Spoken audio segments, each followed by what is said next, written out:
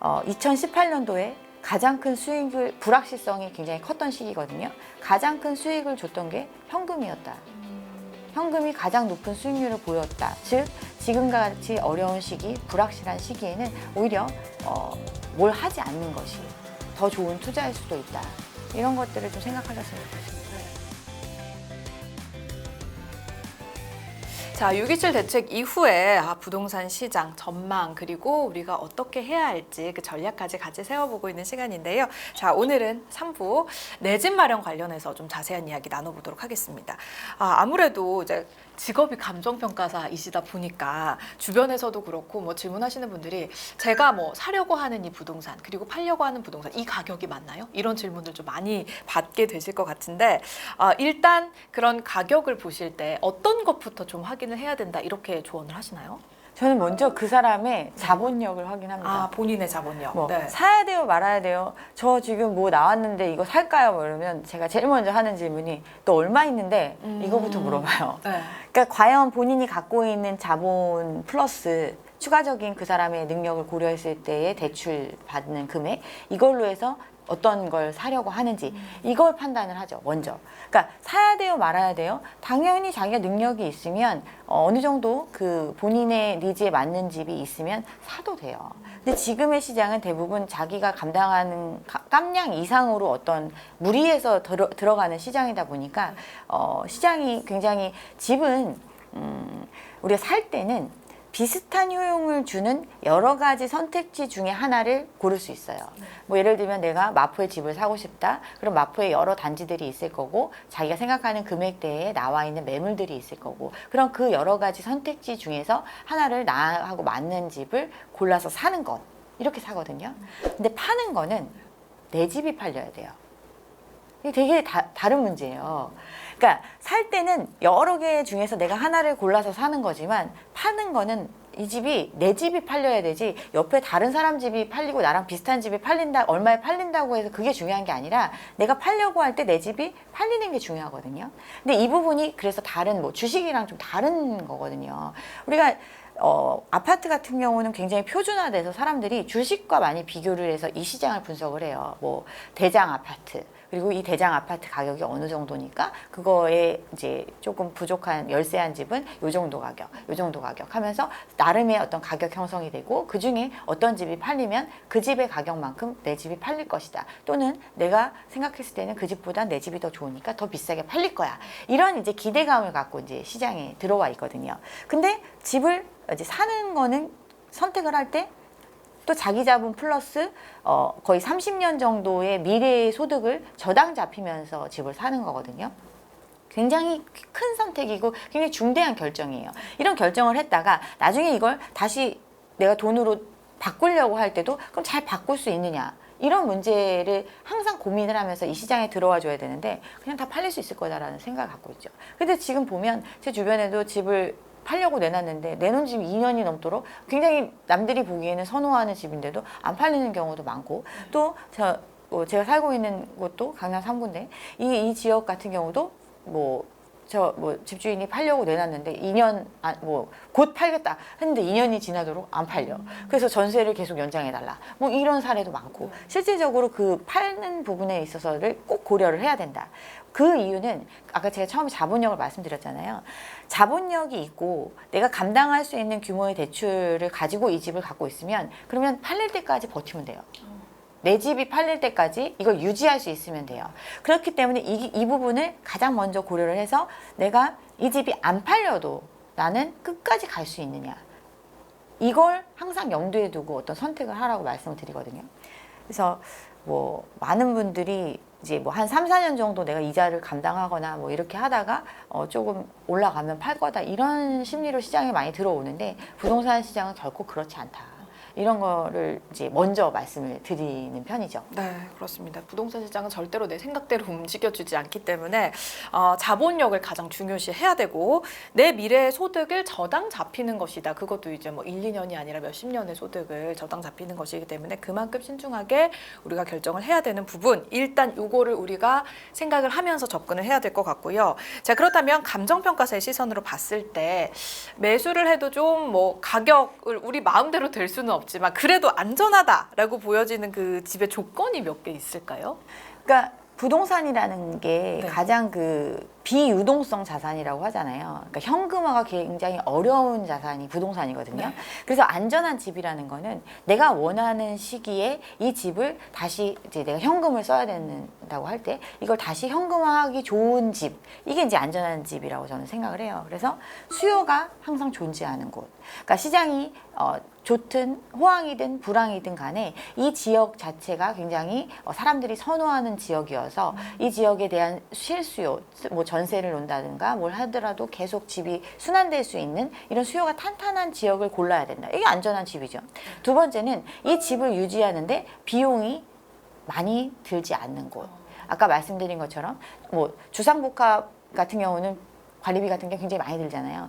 또는 이제 뭐 유지수선비들이 많이 드는데 이런 비용들 자체도 실질적으로 내가 굉장히 장기간, 롱텀으로 이 투자를 하는 거기 때문에 그런 것들을 고려했을 때 내가 합리적인 수준 안에서 감당할 수 있는 곳인지 이런 비용에 대한 부분들도 고려를 해야 된다. 그리고 지속 가능한 곳인지 뭐 이게 뭐 이 지역 자체가 이미 성숙한 지역들 같은 경우에는 뭐 추가적으로 뭐 개발 호재가 있으면 더 좋겠죠. 그렇지만 개발 호재가 있다라는 거는 그 지역이 아직 개발이 덜 됐다라는 뜻이에요. 개발이 덜 됐다라는 거는 그만큼의 불편함이 있는 거거든요. 근데 이미 안정된 지역들, 안정된 실수요가 있는 곳들, 이런 곳들 같은 경우는 어느 시기가 돼도 크게 변동이 없잖아요. 그렇게 이제 계속해서 유지 가능한 곳, 어떤 트렌드에 따라서 왔다 갔다 하는 집이 아니라 뭐 예를 들면 평택 같은 경우 삼성 호재 뭐 이런 거, 뭐 GTX 호재 이런 것 때문에 엄청 많이 떴었잖아요. 근데 그랬던 지역에 또 수많은 새 아파트들이 공급이 되고 그래서 많은 젊은 사람들이 거기에 가서 집을 샀는데 고점 대비해서 지금 절반 이상 빠졌는데도 수요가 없어요. 삼성이라는 기업이 와서 얼마만큼의 어떤 경제적 효과를 창출하느냐에 대해서 뚜렷이 보는 게 아니라 사람들은 삼성에 들어오면 삼성에 사는 엄청 돈 잘 버는 애들이 여기 와서 집을 사줄 거니까 내가 이 가격에 사놓고 있으면 더 비싸게 와서 사줄 거야. 이런 생각으로 들어간 거거든요. 실질적인 효용이 어느 정도 되는지에 대한 판단이 없이 들어간 거예요. 네. GTX도 마찬가지거든요. GTX라는 거는 광역교통 철도망인데 이거는 광역이라는 것 자체가 멀다는 뜻이에요. 멀리 있는 곳에서 서울 도심 접근성이 좋게 빠른 철도 구간을 만들어 놓는 거. 그 얘기는 이 철도 노선을 활용하지 않으면 여전히 멀리 있다는 뜻이에요. 그럼에도 불구하고 사람들은 GTX 호재가 터지면 삼성역까지 뭐 몇 분 안에 출근이 가능하다. 그러니까 이제 거기 가서 살겠다. GTX를 못하면 2시간 걸리는 거예요. 이런 것들, 어떤 그 호재에 대한 판단 자체도 굉장히 좀 이제 현실적으로 바라보면서 이 시장에 참여를 해야 된다. 그 지속 가능한가 이런 것들에 대한 것들을 좀 따져서 시장에 참여해야 된다 이렇게 생각을 합니다. 네, 그렇습니다. 그래서 결국엔 정리를 해보면 수요와 그리고 이제 유지 비용이라든지 호재 이런 모든 것들이 지속 가능함이 있어야 된다. 이렇게 좀 우리가 정리를 해봐야 될 것 같고요. 그렇다면은 뭐 이런 거 혹시 있잖아요. 이거 너무 저렴하게 나왔는데 이거는 무조건 그냥 뭐 묻지도 따지지도 않고 사야 되는 거 아니냐. 뭐 이런 질문하시는 분들도 있을 있죠, 것 같아요. 네, 그런 것들을 봤을 때 정말 괜찮다 싶었던 것도 혹시 있나요? 어떤가요? 있죠. 뭐 이제 이런 거죠. 가격이 엄청 싸다라고 네. 판단을 하는 거는 저는 이제 두 가지 측면을 다 봐야 된다고 생각을 해요.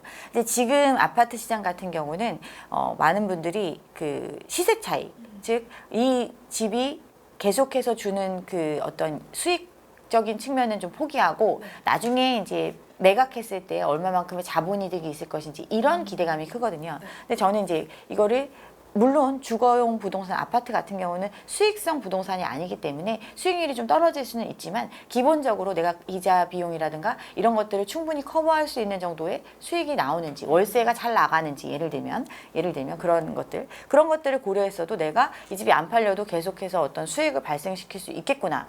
그런데 가격이 이제 낮으면 더 수익률이 높으니까 이런 것들을 이제 고려를 하는 거죠. 또는 내가 이걸 팔지 않더라도 전세가 수준이나 이런 것들을 고려했을 때 이 전세 가격은 여기는 굉장히 안정된 수요가 있는 지역이어서 계속해서 그리고 전세는 장기간 놓고 보면 조금씩 소득 수준 향상에 따라서 올라가거든요. 그러니까 이 지역을 수요하는 사람들이 어느 정도 경제력이 돼서 뭐 1,000만 원, 2,000만 원 올려주는 게 문제 없는 몇 년이 지나면 올라가는 지역들. 그래서 매매가를 내가 당장 매매하지 않더라도 이 자금의 대부분을 회수할 수 있는 형태 이런 정도의 어떤 것들이 이제 있다라는 판단이 들면 살 수 있는 거죠.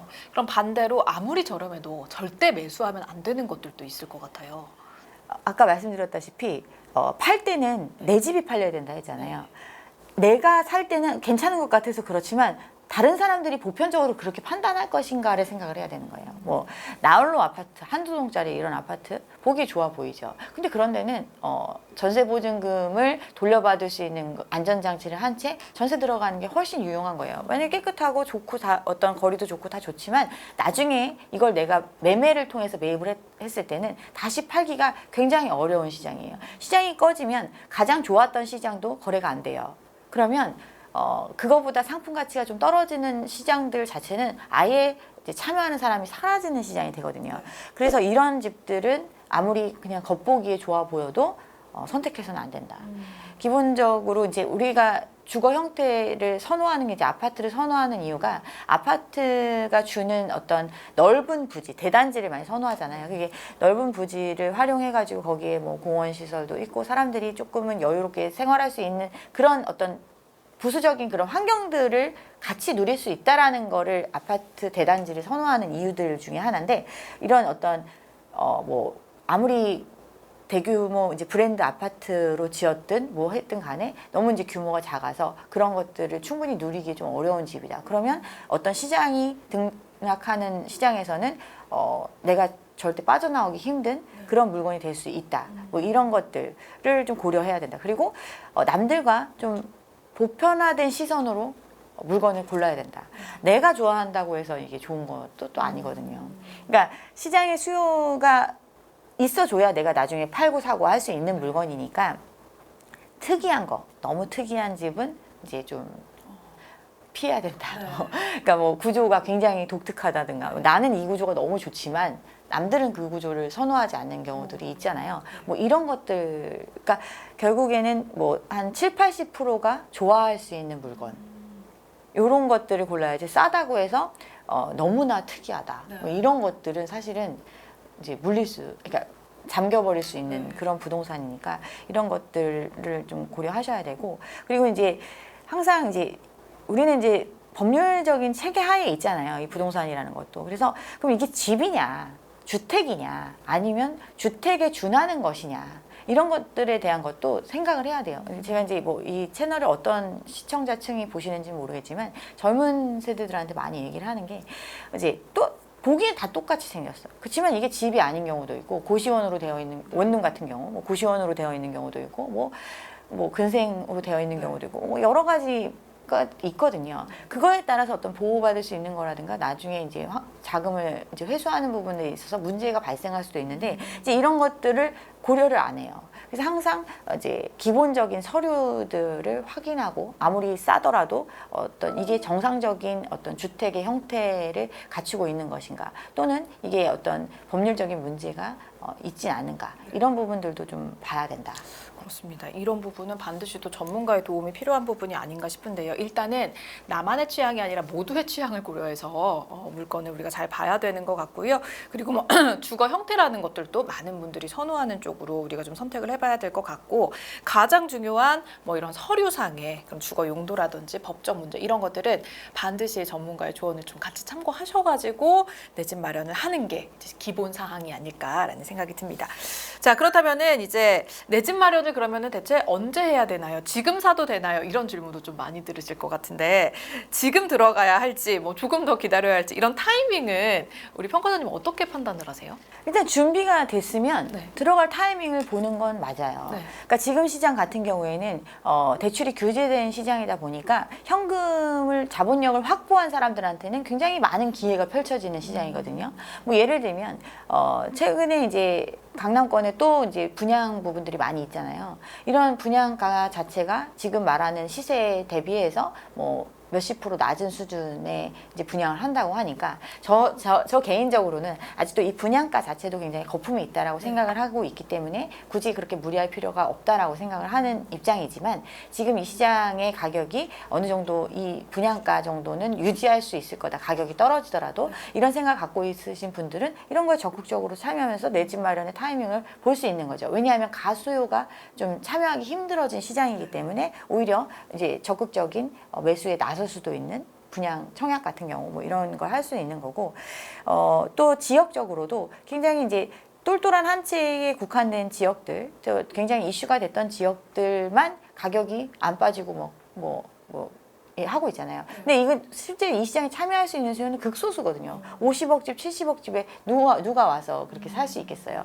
그런 시장 말고 나머지 시장들은 굉장히 이제 소강 상태로 가고 있고 실질적으로 이미 굉장히 많이 빠진 지역들이 있거든요. 그런 지역들 같은 경우는 이제 매매가와 전세가율을 고려를 해서 어느 정도 사용 가치, 즉 여기에 매매가 아니더라도 여기 와서 살려면 어느 정도의 돈이 필요한데 그 돈을 고려했을 때, 뭐 전세가 대비했을 때 이 정도의 갭이면 어느 정도 유지될 수 있는 그런 지역이잖아요. 거의 이제 하단에 왔다고 생각할 수 있으니까 그런 집들 같은 경우는 내가 그 지역에 살아도 괜찮다고 생각하는 사람들은 참여해 볼 수 있는 거죠. 그렇습니다. 그래서 일단 가장 중요한 거는 처음에 말씀하셨던 자본력이 가장 중심이 되어야 하는 거고요. 내가 지금 뭐 대출을 그렇게 지금 이런 대출 시장에서도 현금 여력이 가능하다라고 생각하시는 분들은 이런 사용 가치라든지 여러 가지 좀 판단해서 접근해 보시기에도 좀 기회가 펼쳐진 시장이다. 그러나 우리 감정평가사님의 개인적인 생각으로는 아직은 조금 그래도 거품이 있지 않나 이런 부분까지 참고를 해서 결정을 해보시면 좋을 것 같습니다. 자, 뭐 저희 채널 뭐 보시다 보면은 아니 이런 정보들 열심히 공부하고 들어가도 내가 사면은 떨어지고 또 내가 팔면 오르고 이런 경험들이 좀 있다. 그래서 접근하기가 무섭다라고 하시는 분들도 계시는데요. 그런 분들에게 좀 짧게 조언 한마디만 해주신다면 어떤 얘기 있을까요? 집을 산다는 거는 일생에서 가장 큰 소비를 하는 행동이거든요. 근데 많은 사람들이 누가 어디 가서 샀다고 하면 나도 거기 가서 살까? 친구가 어디가 좋다고 하면 거기 가서 살까? 이런 선택들을 해요. 그러니까 굉장히 이거는 신중하게 내가 정말 아까 말씀드린 것처럼 보편적인 사람들이 좋다고 생각하는 지역 플러스 내가 실제로 거주하더라도 생활에 불편이 없다라고 생각하는 지역들을 선별해서 그 지역의 어떤 가격 수준이라든가 어떤 자기의 감당 능력 이런 것들을 고려해서 집을 선택을 했으면 좋겠다. 그리고 그 선택을 하지 않은 거에 대해서 굉장히 불안감을 많이 갖고 계신데 2018년도에 가장 큰 수익을 불확실성이 굉장히 컸던 시기거든요. 가장 큰 수익을 줬던 게 현금이었다. 현금이 가장 높은 수익률을 보였다. 즉 지금과 같이 어려운 시기, 불확실한 시기에는 오히려 뭘 하지 않는 것이 더 좋은 투자일 수도 있다. 이런 것들을 좀 생각하셨으면 좋겠습니다. 네, 그렇습니다. 주변의 분위기에 휩쓸리지 마시고 이런 불확실성이 가장 강한 시기에는 좀 관망하면서 지켜보는 게 가장 이제 수익률을 높일 수 있는 방법이 될 수 있다. 역설적으로. 네, 이런 얘기도 해주셨습니다. 실패 경험이 많다면 좀 더 신중하게 우리가 결정을 해보시는 게 좋을 것 같고요. 그 결정 과정에서 저희 도너리가 또 같이 든든한 힘이 되어드리도록 하겠습니다. 자, 일반인이 잘 보지 못하는 위험 신호 6.27 대책 이후의 시장을 중심으로 해서 저희가 자세하게 살펴봤는데요. 뭐 공급 관련이라든지 내 집 마련 여러 가지 이야기를 함께 나눠봤으니까요. 꼭 도움이 되셨으면 좋겠습니다. 자, 그럼 저희 박은정 감정평가사님과는 이야기 여기서 마무리해보도록 하겠습니다. 평가사님 오늘 말씀 고맙습니다. 감사합니다.